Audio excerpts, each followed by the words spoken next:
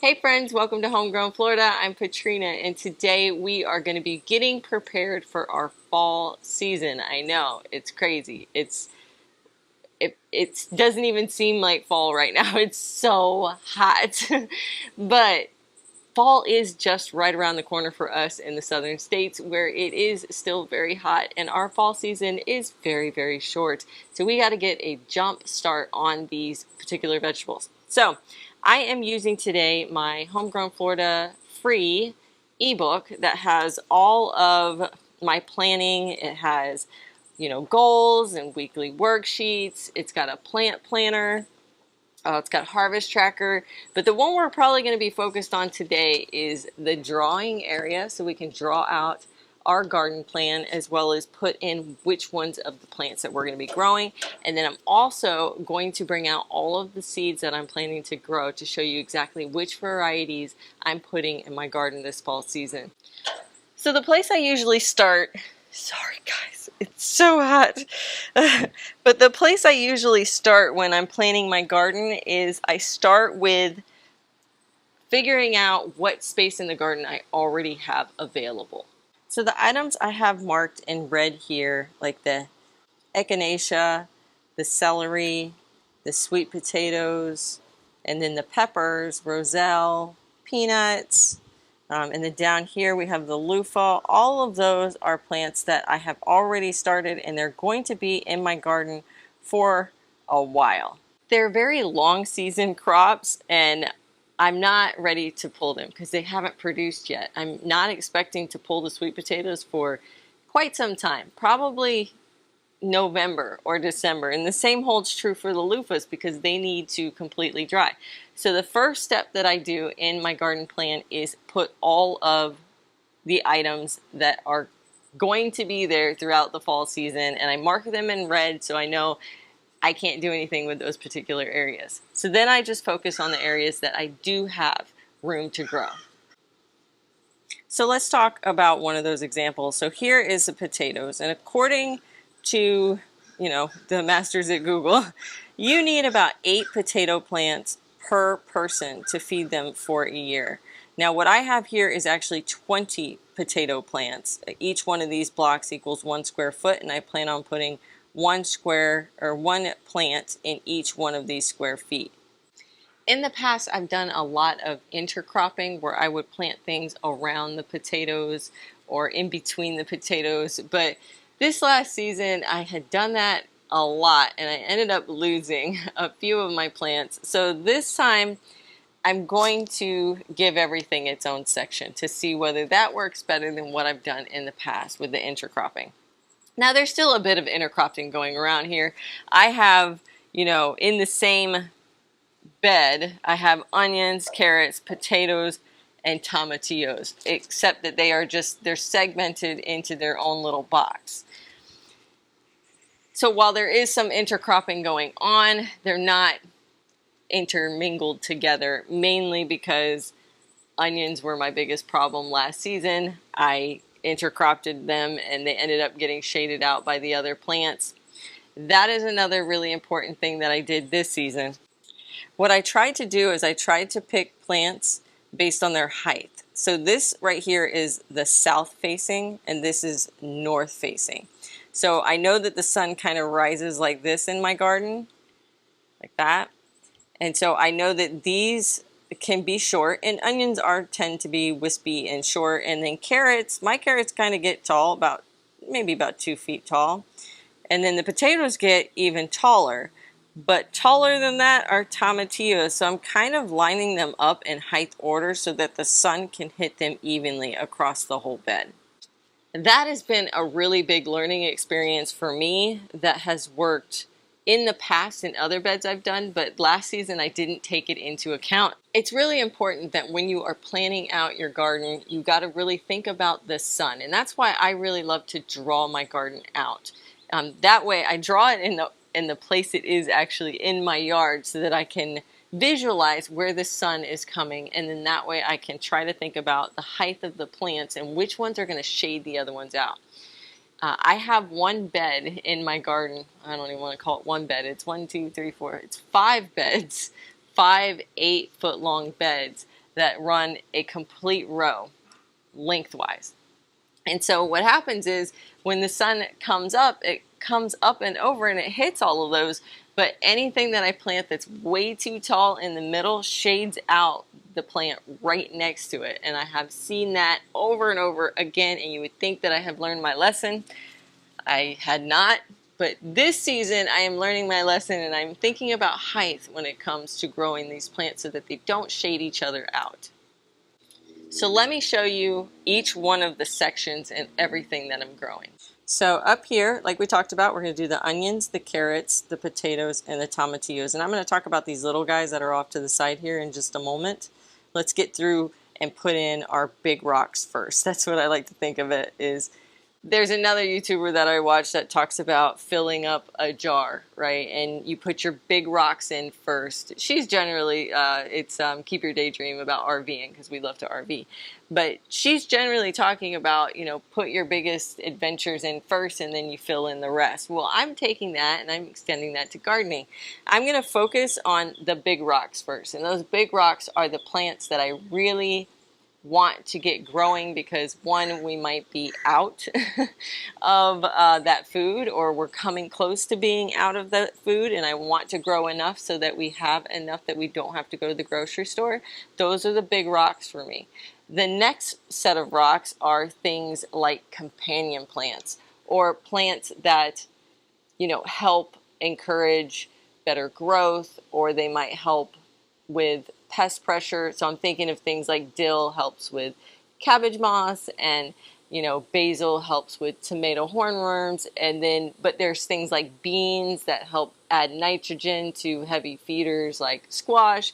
You know, there's all kinds of really cool companion plants. It is a whole other subject to get into companion plants, so I'm not going to jump too far into that, but we are going to touch on that. But the companion plants are my medium-sized rocks. I need a place for them, but I need to fit them in where I can around the bigger rocks. And then the gravel, or the smallest rocks, are things that I would like to grow, my experiments, the things I want to test out, and I have to find little places for those. So I'm going to show you exactly how I'm doing that.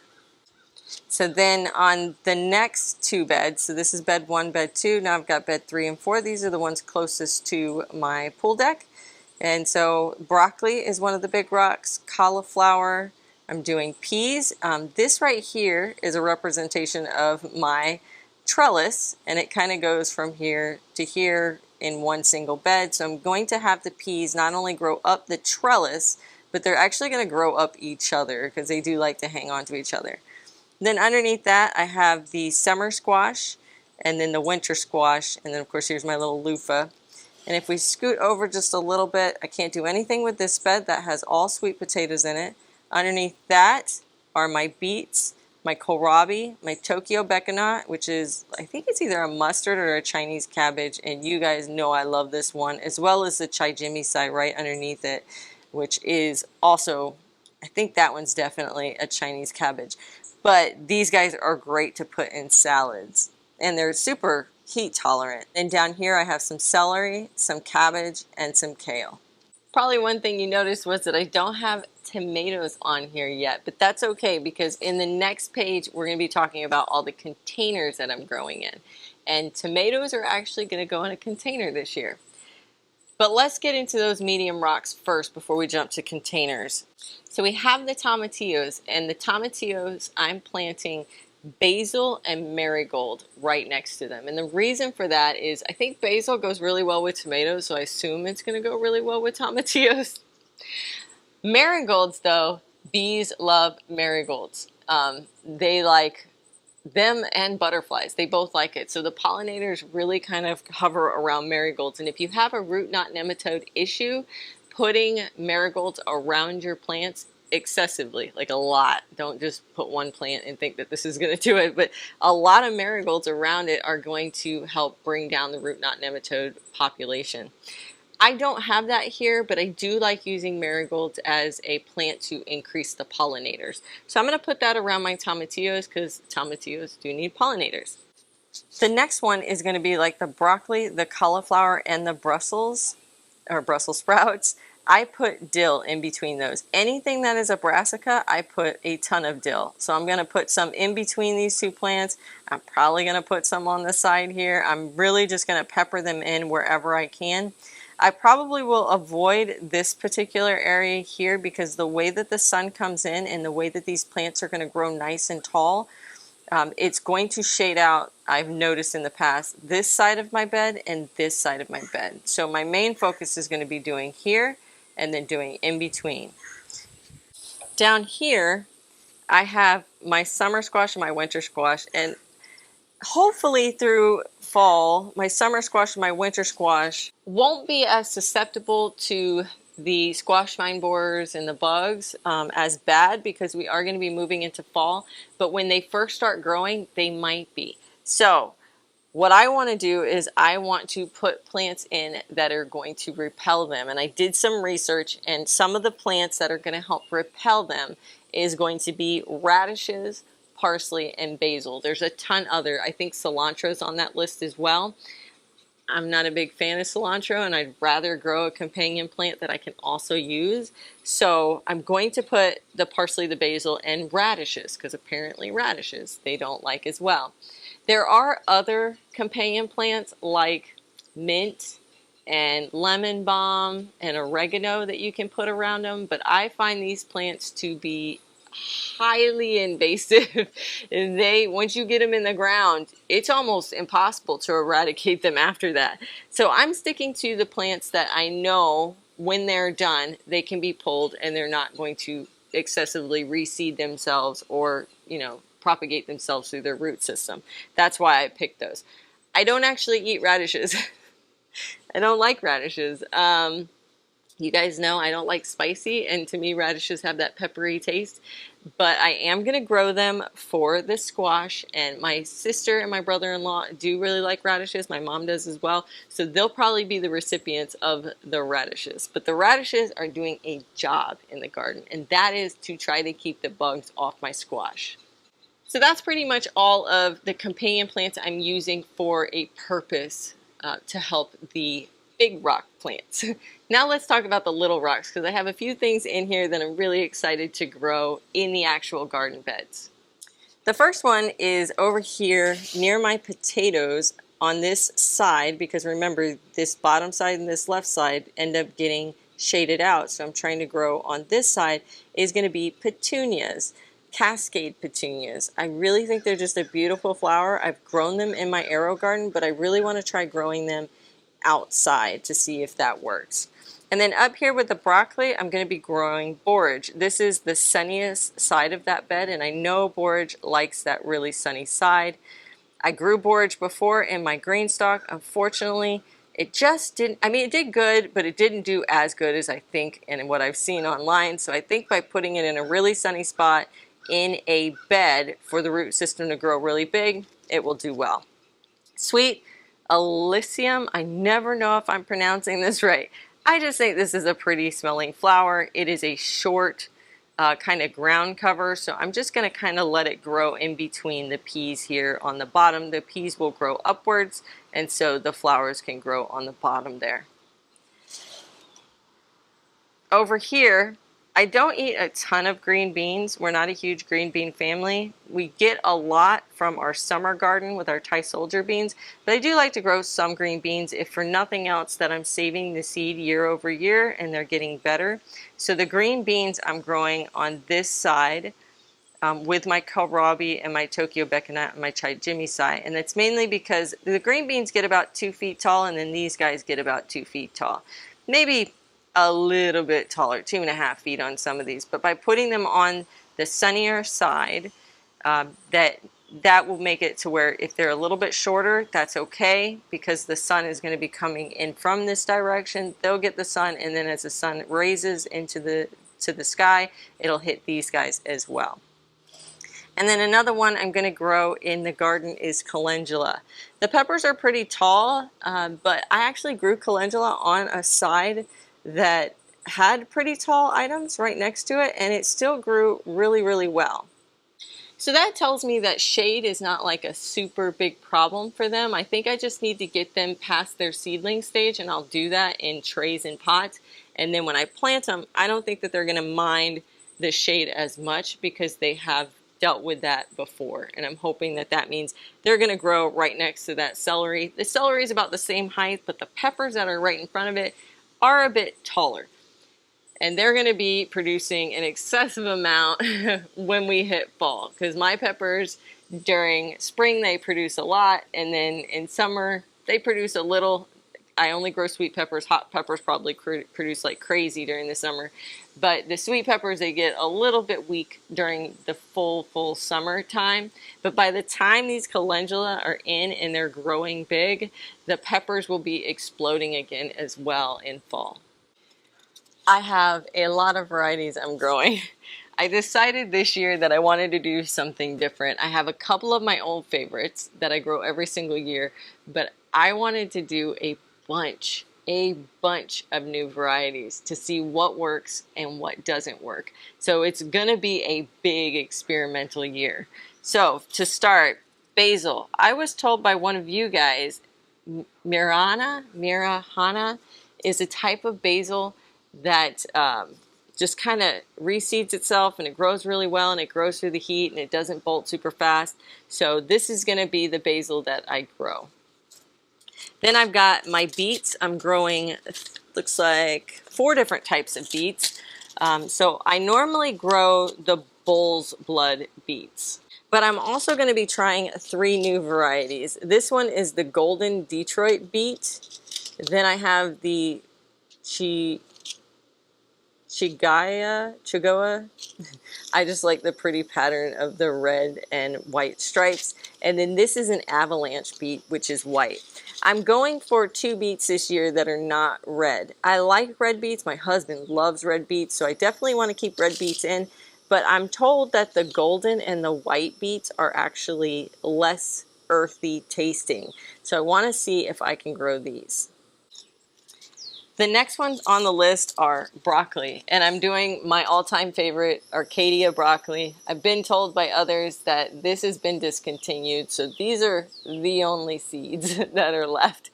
I'm sure they're not the only seeds in the world, but these are the only ones that I can get at this point. They do last a really long time. I've had these for I think 2 years now. I grew. You can't save the seeds from these. These are hybrids. Since they're no longer produced, I might actually try saving the seeds from one this year and just see what I get. I'm such a fan of this broccoli that I'm hoping that maybe the offspring of it might work. So I might give that a shot. That is a serious, weird science, happening right here. But if these don't work, I've been told that there is Imperial and Green Magic, and there's a lot of other varieties that do produce the very large heads and the good offshoots, or side shoots. So I'm going to try that. One that I'm going to try that I have no hope for whatsoever is the Romesco broccoli. I just think it is the coolest looking broccoli on the planet. It kind of reminds me of like a cauliflower and a broccoli had a baby. I have no idea what it tastes like. I'm hoping it tastes like broccoli. But I have my old favorite just in case. I'm probably only going to do 1 or 2 plants of these just to see what happens. It has a very long growing season from what I understand. So, I don't know. We're going to see what happens. I'm not going to do anything crazy with Brussels sprouts. I'm really just growing the one type that I like, which is the Jade Cross. I have done Catskill. I have done Long Island Improved. None of those produced sprouts for me in the south here, but Jade Cross did. It was a shorter plant, and it did produce some really cool sprouts. So I'm just going to go with the tried and true with this one, and so we're going to do Jade Cross. Now for the cabbage, I have 2 types. My tried and true early Jersey Wakefield cabbage. This one worked great last year. It has that like cone shape. I absolutely loved it. Didn't get super huge heads, but they were big enough for what we use them for. And then the next one, and I've been told that this grows well here, is a Savoy cabbage. I really like this because of the texture of the leaves. They're kind of like a wrinkly, ribbony type texture, and I think that's going to go really nice in a coleslaw. So we're going to give the Savoy a shot this year. Carrots. I have some favorite carrots that I absolutely love. I grew a little bit of them this last year, so I'm growing a lot of them this year. The new Kurudo, Kurudo, they sell these at Whitwam Organics. I love this carrot. It is just a standard, nice orange carrot, good tasting, great storage ability. I mean, great storage ability. I still have from those, what was it, 25 pounds that I grew, 30 pounds that I grew. I still have a whole gallon-sized bag of them in the fridge, and they're still doing well. They have great storage ability. So I'll be growing these guys again. I grew a couple of the purple carrots, and I really love the way these look. They don't last as long in storage, but I just think they're such a pretty carrot. And then the new one that I'm trying is the Atomic Red Carrot. I've seen these. I think that they're a really pretty carrot. You know, it's very novelty for me. I tried the Black Nebula last year, and they did grow well, but they had a lot of, like, I guess I'd call them furry carrots. They had a lot of roots coming off the side of the carrot instead of having that clean carrot look. And it's fine. You peel them, and it's great, but it was off-putting for me, so I won't be growing those. I'm going to be trying the Atomic Red this year. In terms of cauliflower, I'm going to do my tried and true, which is the snowball cauliflower. This one worked really well for me this year, but I wanted to do a cool one. I'm going to do the Purple of Sicily cauliflower, which is just a purple cauliflower. I tried to pick one that I thought had a similar days to harvest and had some similar, you know, attributes that were the same as the snowball, because I know the snowball works. So we're going to see if this one does well here. And then the other thing that I'm going to do is celery. This is the celery that I have grown in my garden, and it works. I'm not like super, you know, creative when it comes to celery. This is the Tall Utah Improved. The Chijimicai, these are seeds that I saved myself, so nothing really fancy there. I grow that every year. This is the Dinosaur Kale or Lacinato Kale. I'm going to grow that. And then we have, let's see here, I think it's, yeah, 2 types of kohlrabi. I always grow the white Vienna kohlrabi. The purple one is good too, but it does take longer than the white, and so I'm really fond of the white. There's also this one that I wanted to try, the Conan Hybrid kohlrabi. I'm told that it is a sweeter taste and it's less woody. So we're going to give this one a shot to see if it's good for like raw. And that's my main reason for this one. I like this one cooked. I'm going to try this one raw. And then the next ones on the list are all of the onions. And you might be wondering, like, Patrina, why do you have so many onion seeds? What is that? 1, 2, 3, 4, 5, 6, 7 onion seeds. That's because I had gotten a bunch of them. Some of them are like free ones. Some of them are ones that I saved myself. And some are just really old packages. So I really don't think that I'm going to get the best germination rates on these guys. So I'm going to plant them all. And so I have the Texas Early Grano. I've got the Red Creole. Here's the Red Burgundy onions. Red ones typically are good in storage longer. Here's another Texas Grano. That's going to go with that one. The Yellow Granix, which is also called a Vidalia. I've got 2 of those, 2 Yellow Granix. And then this Short Day Onion, I believe, the one that I saved is the White Texas Super Sweet. White Texas 100. I can't remember. I should have written it down. But this one I got from Dixondale Farms last year, and it actually flowered, which I didn't expect. But I went ahead and made lemons out of, made lemonade out of lemons, and I saved the seeds so that I could grow them this year. This is the only ones where the seeds are new. So I expect the germination on these guys to be good as long as I save them properly. And these guys, the germination is probably not going to be as great. It's a big year for peas for me.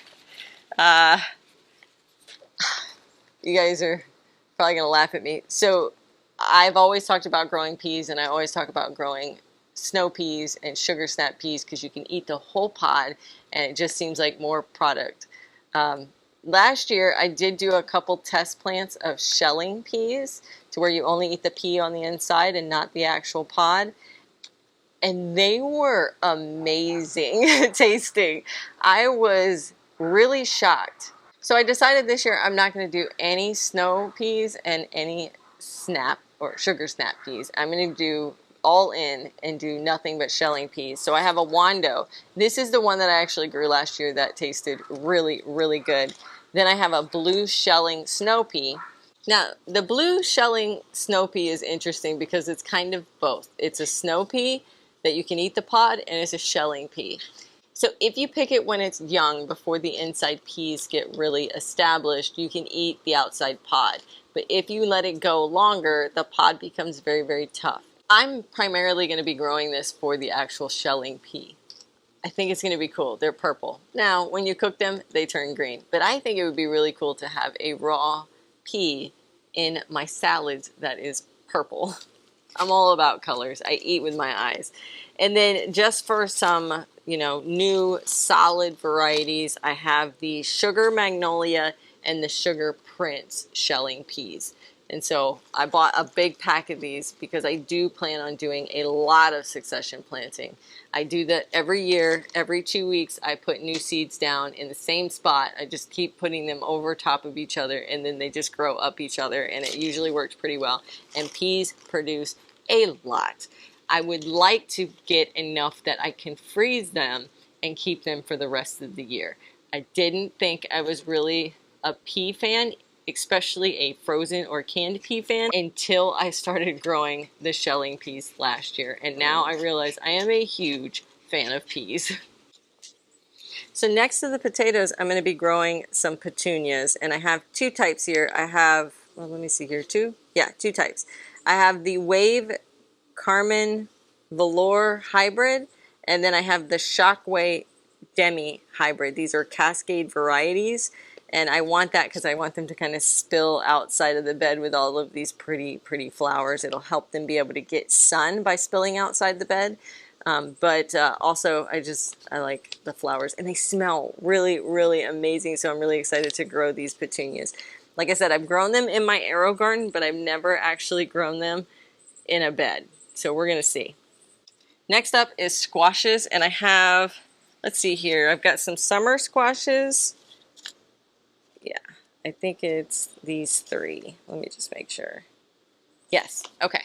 I've got three, and they're all brand new to me. I am a huge fan of summer squash, and the one that I found that works the best here is the early prolific straight neck squash. But I don't know. I see other people have such intense harvests, and I get a decent harvest, but I don't get anything like what I see our friends up north getting. So I thought, I'm going to try some different varieties. I tried some patty pans. Once again, they did okay. I mean, they did like the early prolific straight neck. But I wanted to try some that I thought might do even better. So the first one, and just so you're aware, I did get some hybrids, because usually if I start having problems with production, I realize that maybe hybrids are the way to go. In our climate, it's tough. We have a lot of bugs, we've got a lot of moisture, we've got a lot of fungal issues, and maybe that is the problem here, why my summer squash is not doing that spectacular. So I decided to go with hybrids that have strong resistance to disease and are known for high productivity. And so some of the ones I picked was the Lemon Drop Hybrid Summer Squash, the Scalloped Peter Pan Hybrid. And now this one I believe is a heirloom or an open pollinated, and it's called the Trombonacino.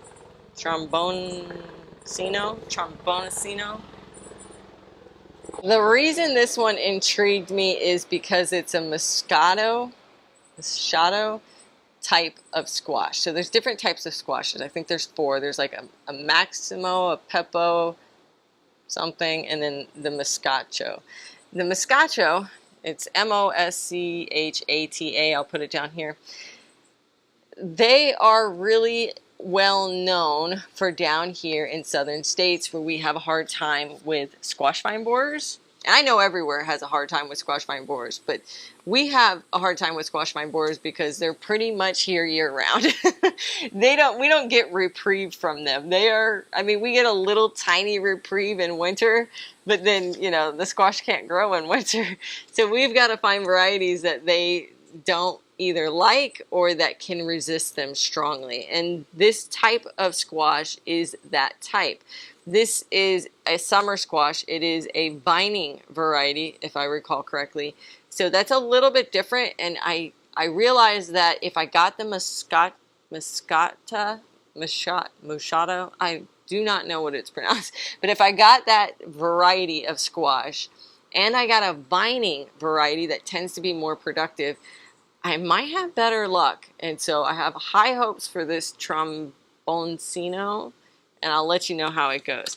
Now, winter squash, oh, you guys know me and my winter squash. There's only, let's see here, there's two that I've grown before that I'm going to grow again. So the first one is the Table King Bush Acorn Squash. I've grown this in the past. It is a bush variety. It does decent. It does pretty good. The fungal issues didn't seem to bother it, and the squash vine borers didn't seem to bother it. It's really tough, a tough stem and a tough plant. You guys know my favorite, I always want to say Burgess, but it's Burgess. Somebody told me how to pronounce it.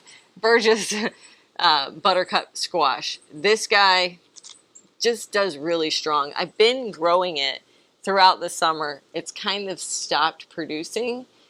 So I don't know if I'm actually going to seed new ones for fall or just let that one keep going. We're going to see. If I start seeing that it's starting to produce more flowers as we move into fall, then I might just let that plant keep going and see what happens.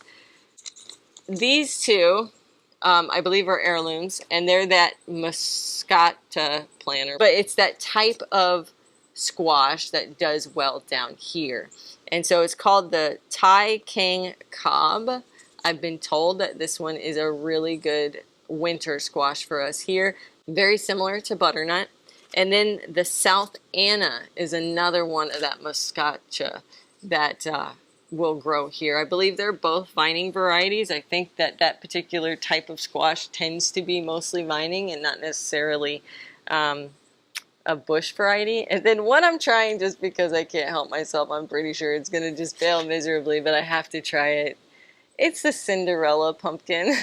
It is the Rouge V de Estampes. It's French. I'm trying to pronounce it like it's Spanish, but it's a Cinderella pumpkin, and I just think it is the cutest thing. And I'm told that taste-wise, it is very, very good. It has a low liquid content, and honestly, for me, it's just really, really cute. It is a vining variety. It's going to take over the whole yard. That's okay. If I can get a pumpkin, I'm going to be excited. Even one. And then the last ones on the list are the Tokyo Becana. I have two here just because I saved some seeds in one and one in another. So Tokyo Becana is something that I like to use in our salads. It is a great, I think it's a Chinese cabbage or a mustard, one or the other. But it is so, so good. It reminds me of romaine, but so much easier to grow. So these are the last ones that we're going to have in the raised beds. Now let's talk about our containers. The next item on our list is the containers. And so I technically have 3 Greenstalk container gardens, but one of them isn't on this list because it holds all my perennial herbs. This one is the existing one that I have that's planted. It has catnip, Egyptian spinach, red Malabar spinach, and pineapple sage. Now these guys are not all of them are perennials. These two are not, but I'm going to keep them in here to be able to save the seeds. But the rest of the ones that I'm putting in here are some patty pan squashes, some cucumbers, that straight neck squash that we talked about earlier, and then all of this area right here, I'm doing kidney beans and these guys, these cannelloni beans. So I'm really excited to be able to grow them. I know that they do well in a Greenstalk, so I think that they're going to do really well this year. Over here is going to be basically my lettuce Greenstalk. This is a Greenstalk that I've had in my shed for way too long. And a few of you have told me, like, if you don't want it, I'll take it. I do want it, and I'm going to grow it. I'm going to fill it up for this fall season, and I'm going to grow all of my lettuce. And I am going to stick to Salanova. Salanova is a type of lettuce that you can get. I think I get it from Johnny Seeds. And it is, I grew just a few of them last year to see if I liked them, and I absolutely love them. They are the best little lettuce. They're great at cut and come again. They're very heat tolerant, which I'm shocked about. They don't ever seem to get bitter, and honestly, mine never bolted. I ended up taking it out because I needed space in that bed. I'm sure they do bolt, but mine never did, and I mean, it was into April before I took them out, and I was really surprised by that. So I'm going to be growing nothing but Salanova in these particular green stalks. And in the bottom of the green stalks, I'm going to be growing radishes.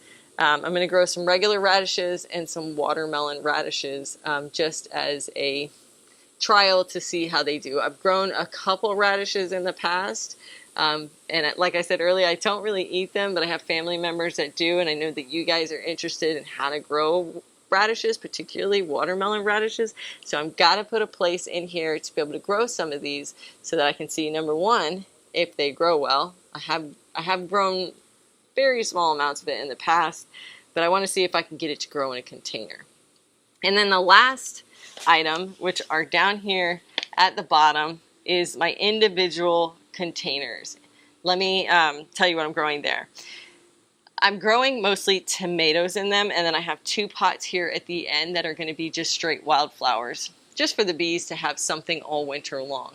I have some wildflower packs that are designed for Florida, and they're designed to grow different wildflowers at different points in the season. I know, very cool. So as one wildflower starts to die off, it will actually start to sprout the next one for the season. So I can keep these 2 pots going for probably close to a year, if not more, if the wildflowers reseed themselves, which I think is going to be really cool. And then I can just kind of move those around. Winter is kind of a tough time for the bees that are down here because there's not a whole lot of flowering plants. And so I'm doing the sweet alyssum, I'm doing the petunias, and I'm doing the wildflowers as a way of trying to keep them fed, at least the ones that are still around. In the tomatoes, I am going to companion plant some stuff with them. So with these tomatoes, I'm going to be doing a couple of green beans to help, nitrogen fix. I'm going to do some chive to help with the bugs, some more green beans, some marigolds, and then over here, I'm going to do some basil and some borage. I don't know if all of these are going to work well with tomatoes, but I wanted to give it a shot. Now we talked about one of the beans. I'm going to do kidney beans. I'm going to do cannelloni beans. But I talked about the Salanova. So there's 2 types of Salanova I grow. The green butter and the green sweet crisp. So this one is traditional leaf lettuce, like the soft leaf. It's kind of almost furry. But the crisp sweet is the wavy type leaves. I really love this type. I'm a fan of this one. My husband's a fan of the other one. That's why we grow both. Tomatoes I have not completely narrowed down yet. There's some that I know for sure that I'm going to be growing. Let me bring those up. Okay.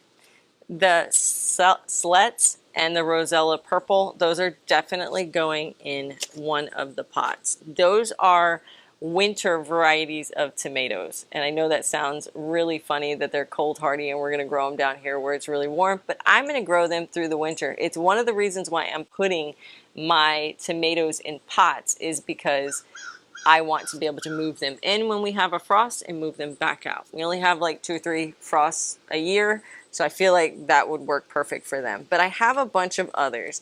I'm definitely going to be doing, this is a generic, I don't even know the real name. It's called a large cherry tomato.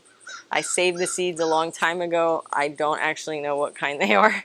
Then there's So that'll take one, and I still have 3 more containers, and I haven't narrowed down which ones I'm going to do. So maybe you guys can help me out and head down into the comments and let me know which ones. I'm going to show you which ones I have, and then maybe you can tell me which ones you think would be best. So I have the Sweetheart of the Patio Hybrid Tomato. It's a little guy. I have the Ceylon, Ceylon, Ceylon. The Brandy Fried Dwarf, the Brandy Boy Hybrid, the Better Boy Hybrid, and the Vintage Wine Tomato. So I haven't narrowed down which one of these are going to go into the 3 remaining pots. I could do one of each. I'm kind of really leaning towards the Sweetheart one and one of the Brandies, but I don't know. So give me your thoughts. What do you think I should grow in the remaining pots? So that's everything I'm planning on growing in my fall/winter garden. I still have a lot more to fill out in this book. I just started the plan, so I drew it out. I picked my seeds. I checked my seeds, make sure I had everything. I ordered the ones that I, were running out of, but I still have to come up with the rest of the book. So I haven't picked my goals, but I'm starting to feel like my goals are going to be growing onions, growing tomatoes through winter so I have a steady supply, and then I've got to pick maybe 1 or 2 more goals. Then we've got our weekly worksheet, and this is just going to help me be able to keep track of all the things I need to do. My next step after I've drawn it all out is I got to do my plant planner, and basically this means that I'm going to write down all the dates that I plan on putting the plants in the ground. So which ones I'm going to seed, direct seed, transplant, when I'm starting them, how many I'm starting, and that way I have a schedule, and it's a lot easier to fill this out once and then just follow the schedule than trying to remember every 2 weeks whether or not I need to plant something or not. And then the chore tracker, the watering schedule, the fertilizer schedule, and then my harvest tracker. I can't wait till I get to a point where I actually get to fill that part out. But the ebook actually has had many iterations. I think I'm in version 3 now, all because of the feedback that you guys gave. So if you have more feedback, don't be shy. Send it to me, and I would be happy to make the change if it is possible. I've added a lot more reference material in here, like things like my favorite varieties, as well as all of the planting charts, and 100% free, guys. There's no catch to this. You just go to the site down in the description below, you put your email address, I send it to you. So I hope that it's helpful for you. I hope this was interesting and helpful for you to show the different kinds of things I'm growing, maybe get your creative mind thinking of the different things you might want to grow in your fall garden coming very, very soon, so that you can get that planned out, drawn out, and get your seeds ordered. If you want to watch a couple more of my videos between now and my next upload, I'm going to pop those up now. Happy gardening, guys.